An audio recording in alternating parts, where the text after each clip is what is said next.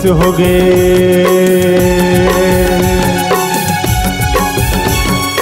गणेश हो गे लइका खिलवारी, घर घर चिल्लावत है नारी। गणेश हो गे लइका खिलवारी, घर घर चिल्लावत है नारी।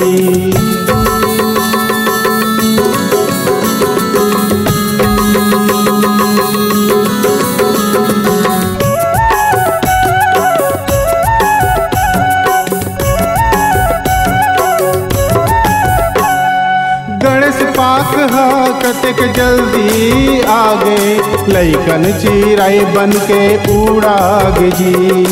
बिहान मझनिया न संझा देखे, करे जा चानी हमूला नहीं देखे।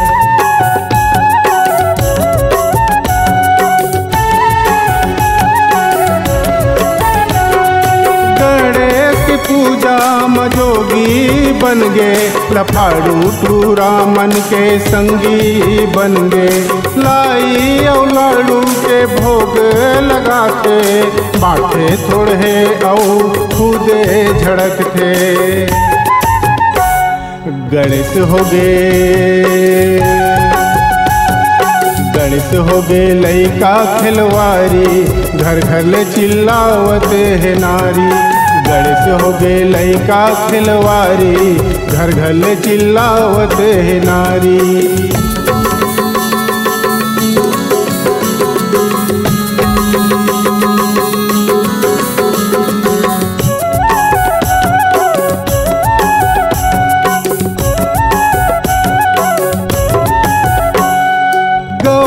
के लाल चाल हावे भारी, लइका संग धरे छोड़े महतारी। घर दुआर गली सुनना पड़ गए जी, खोजेला पड़ते मुहल्ला मुहल्ला जी।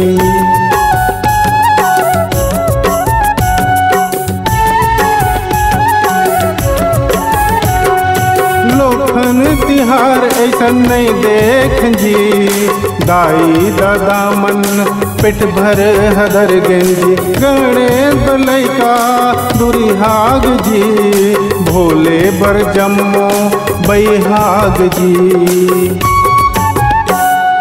गणेश हो गे। गणेश हो गे लइका खिलवारी, घर घर चिल्लावत है नारी।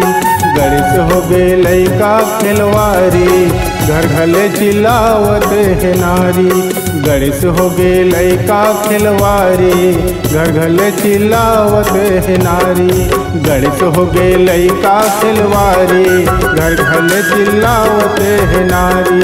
गणेश हो गे लइका खिलवारी, घर घर चिल्लावत है नारी। गणेश हो गे लइका खिलवारी, घर घर चिल्लावत है नारी।